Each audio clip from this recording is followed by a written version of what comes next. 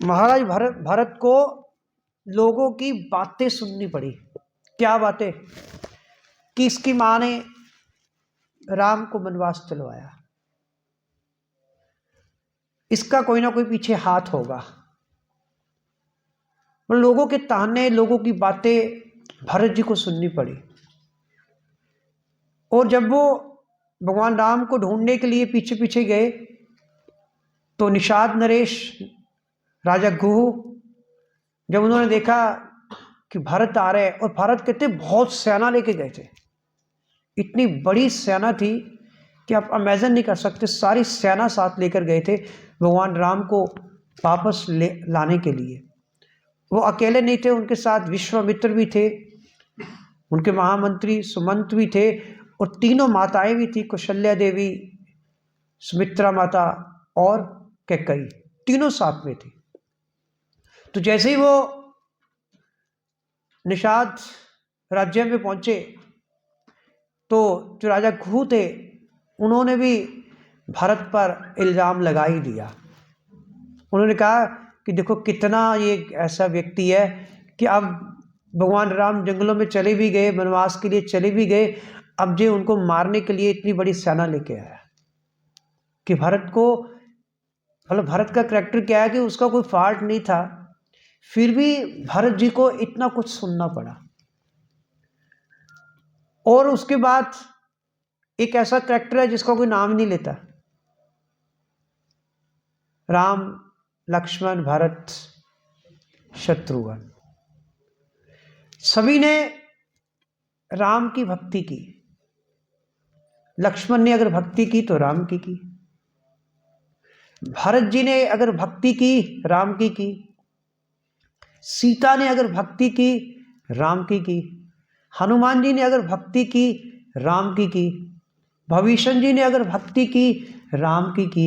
लेकिन एक शत्रुघ्न ऐसे करैक्टर है जिन्होंने राम की भक्ति ना करके राम के भक्त की भक्ति की, भरत की। मतलब शत्रुघ्न हर समय भरत की छाया बन के रहते थे, उनकी ही सेवा करते थे। जब वो ननिहाल भी गए हुए थे, जब राम को वनवास मिला, तो तब भी शत्रुघ्न भरत जी के साथ थे। और जब 14 वर्ष का वनवास हुआ और 14 वर्ष ही भरत जी नंदीग्राम में थे ना, हाँ, नंदीग्राम में भरत जी ने सन्यासी का वेश धारण करके, जब भरत जी वहां पे भगवान राम की आज्ञा से उनकी चरण पादिका को सिंहासन पे रखकर वहीं से राज्य का कार्य चलाते थे, जमीन पर नीचे कुछ फुट नीचे खड्डा खोद के वहां पे बैठते थे, रहते थे, तो उस समय भारत जी के साथ शत्रुघ्न भी थे। उन्होंने भी अपना जीवन वैसे बिताया। उन्होंने कहा कि अगर मेरे बड़े भाई भरत जो है, जो राम के परम भक्त है, जिस तरह वो अपना जीवन बताएंगे, मैं भी वैसा ही जीवन बताऊंगा। तो शत्रुघ्न सारा जीवन भारत जी की ही भक्ति करते रहे। और सही में अगर किसी ने फॉलो किया तो शत्रुघ्न ने किया। भगवान तो कहते ये मैं भक्त जना पारथ, कि मैं उसको अपना भक्त नहीं मानता जो ये कहता है कि मैं आपका भक्त हूं। वास्तव में भगवान कहते हैं मैं तो उसे अपना भक्त मानता हूं जो ये कहता है कि मैं आपके भक्त का भक्त हूं। और सारी रामायण में शत्रुघ्न एक ऐसे करैक्टर थे जिन्होंने ये प्रूव करके बताया कि मैं भगवान राम के भक्त का भक्त हूं। और इसलिए अगर देखा जाए जितने भी करैक्टर्स हैं उन सब में से जो शत्रुघ्न जी का जो करैक्टर है वो भी कम नहीं है, उनसे ऊंचा ही होगा। और लक्ष्मण की वाइफ अगर उर्मिला की बात करें वो भी कम नहीं है। अब लक्ष्मण तो अपने भाई के कारण जंगल में गए, वो तो एक बात समझ में आती है। और उर्मिला तो एक पराये घर से आई, वो भी भगवान राम और सीता के लिए उसने भी अपने पति की विरह को सहन किया। और उस 14 वर्षों तक कहते हैं ना, नई नवेली दुल्हन, अभी तो कहते हैं हाथों की मेहंदी भी फीकी नहीं पड़ी, तो उसको अपने पति से विरहा जो थी वो सहनी पड़ी। और उसने कहते कि उफ तक नहीं की। जब लक्ष्मण जाने लगे वनवास के लिए तो उर्मिला उनकी तरफ देख रही थी। कहते उसकी आंखों में आंसू थे। कहना चाहती थी लेकिन धर्म उसके बीच में आ रहा था, पति का धर्म, कि पति जो कहे पत्नी का धर्म है उस बात को करना। आजकल नहीं है, आज पत्नी जो कहती है पति का वो धर्म बन गया। आगे होता था कि जो पति कहता था पत्नी का वो धर्म होता था।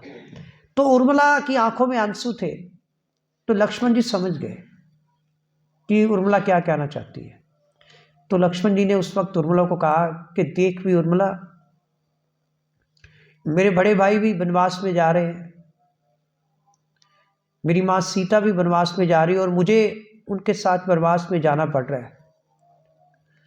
अब तुमने जो मेरी रिस्पॉन्सिबिलिटी है, जो मेरी ड्यूटी है, तुमने यहाँ रहकर वो ड्यूटी निभानी है।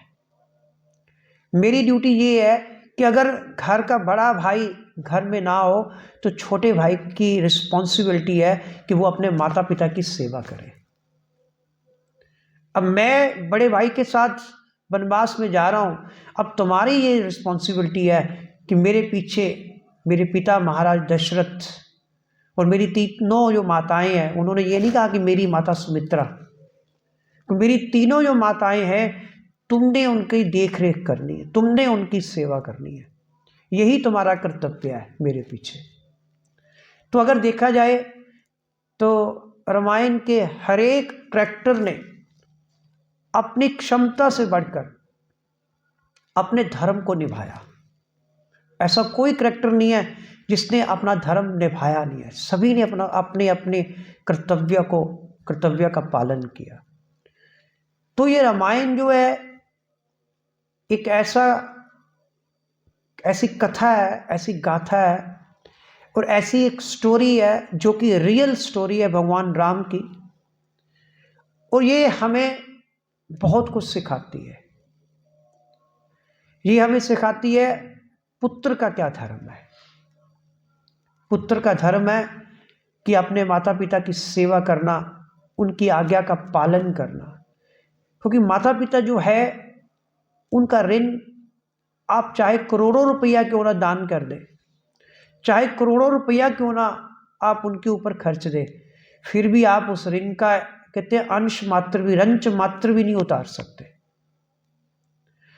तो माता पिता की सेवा अगर हम करते हैं उनकी जीवित रहते हुए, तो कुछ उस ऋण का रंच मात्र हम उतारने में शायद ही हम कामयाब हो जाए।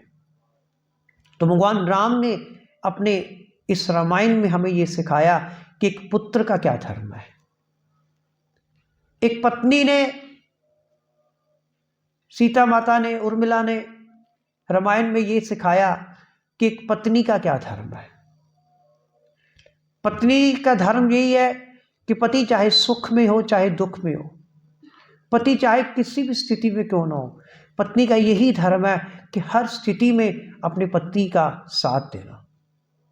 और सीता माता ने तो वो साथ दिया जो कोई पत्नी दे ही नहीं सकती। भगवान राम की हर इच्छा में उन्होंने अपनी इच्छा बनाई। अगर भगवान राम ने सीता का त्याग करना चाहा तो सीता ने कहा मैं तो खुद जाना चाहती हूँ, मैं तो खुद चाहती हूँ कि मैं भगवान से विरहा महसूस करके भगवान के और नज़दीक हो जाऊँ। उसने ये नहीं कहा कि भगवान राम ने मुझे त्यागा है धोबी के कहने पर। तो सीता माता ने अपना पूरा धर्म निभाया। उसके बाद भाई का भाई से प्यार, अगर रामायण देखे कि एक भाई का भाई से कितना प्यार है, कि लक्ष्मण भगवान राम के लिए वनवास जाने के लिए तैयार हो गए। उन्होंने सोचा ही नहीं कि पीछे मेरा भी परिवार है। और भरत जी की बात देखिए तो वहाँ भी हम भाई का भाई से प्यार देख रहे हैं कि भाई के लिए कि अगर भाई वनवास में है तो मैं भी वनवास में रहूँगा, मैं भी जटा बना के रहूँगा, मैं भी राजसी कपड़े नहीं पहनूंगा। और वो कहते कंदमूल खाते थे वहाँ पे, उन्होंने भी कोई ऐसा भोजन ग्रहण नहीं किया जो भगवान राम नहीं कर रहे थे। उन्होंने वही किया जो राम जी जंगलों में, वनों में जो खा रहे थे, उन्होंने वहां पे नगर में रह के वही चीजें खाई, नंदीग्राम में। शत्रुघ्न की बात करें तो वो भी पीछे नहीं है। कोई भी करैक्टर ले लो, अगर रावण की बात करें, रावण के भाई की बात करें, कुंभकर्ण की, कुंभकर्ण की बात करें तो उसने भी अपने भाई का धर्म निभाया। कुंभकर्ण ने रावण को कहा युद्ध में जाने से पहले कि भैया मुझे पता है कि राम भगवान है और हमें यह भी पता है कि हम लोग गलत है, पर मैंने आज इस वक्त मेरे भाई को मेरी ज़रूरत पड़ी है, इस वक्त मैं अपने भाई को पीठ नहीं दिखा सकता। मतलब हर रामायण के हर एक कैरेक्टर ने हमें सिखाया है कि अपना धर्म कैसे निभाना है। तो ये रामायण, ये भगवान राम हमारे जीवन में तभी आएंगे अगर जो रामायण में भगवान राम ने हमें सिखाया। कहते हैं भगवान राम ने जो किया हमें उसका अनुगमन करना चाहिए। जो भगवान कृष्ण ने किया वो हमें अनुगमन नहीं करना, जो भगवान कृष्ण ने कहा वो हमें उसका अनुसरण और उसका अनुगमन करना है। लेकिन भगवान राम ने जो किया हम वो कर नहीं रहे, हम उससे उल्टा कर रहे हैं। तो ये रामायण या राम जी का मंदिर बाहर तो बन गया भगवान की कृपा से, वो मंदिर हमारे हृदय में भी बनना चाहिए। जब तक हमारे हृदय में मंदिर नहीं बनेगा तब तक हमारे हृदय में राम नहीं आएंगे। राम तो मंदिर में रहते हैं। तो इसलिए ये चीज़ें, भाई का भाई से प्यार, पिता का पुत्र से प्यार, पत्नी का पति से, पति का धर्म, अगर ये चीज़ें हम जीवन में नहीं धारण करेंगे तो फिर हमें कोई बेनिफिट नहीं है भगवान राम की बातें करने का और सुनने का। ये बातें राम की हम इसीलिए कर रहे हैं कि अगर हम जीवन में कोई गलतियां कर चुके हैं, अगर हमसे कुछ भूल हो चुकी है तो अभी भी हमारे पास समय है। कहते हैं कि जब जागो तभी सवेरा। तो हमें अपनी गलती का सुधार कर लेना चाहिए। आज से हमें अपने आप को भगवान राम ने जो करके दिखाया, सीता माता ने जो करके दिखाया, भरत लक्ष्मण शत्रुघ्न इन सब ने जो किया करके दिखाया, आज से ही हमें संकल्प लेना चाहिए कि आज राम मंदिर का उद्घाटन हो रहा है तो हम भी अपने जीवन में एक उद्घाटन करें। जीवन में भी हम भी एक ऐसे, उद्घाटन का मतलब शुरुआत ही होती है, हम भी एक ऐसी शुरुआत करें कि जो मिस्टेक्स, जो भूल हमने आज से पिछले वर्षों में की है तो वो अब से हम ना करें।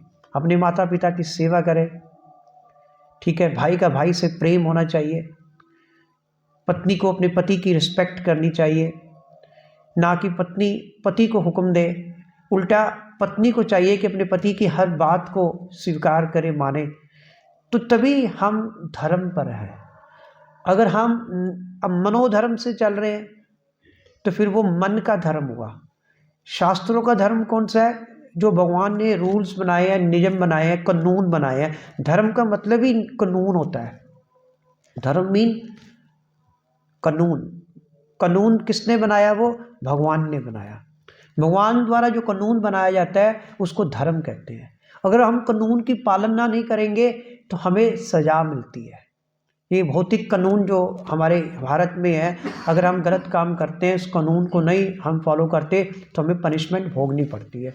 तो इसलिए कानून फॉलो करेंगे का मतलब है हम धर्म को फॉलो करेंगे, तभी हम भगवान के धाम जो है वो जा सकते हैं।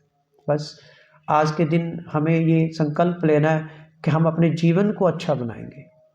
और कभी भी आप कुछ भी कार्य कर लो, छुप के कर लो, जैसे मर्जी कर लो, एक व्यक्ति से आप अपने आप को नहीं छुपा सकते।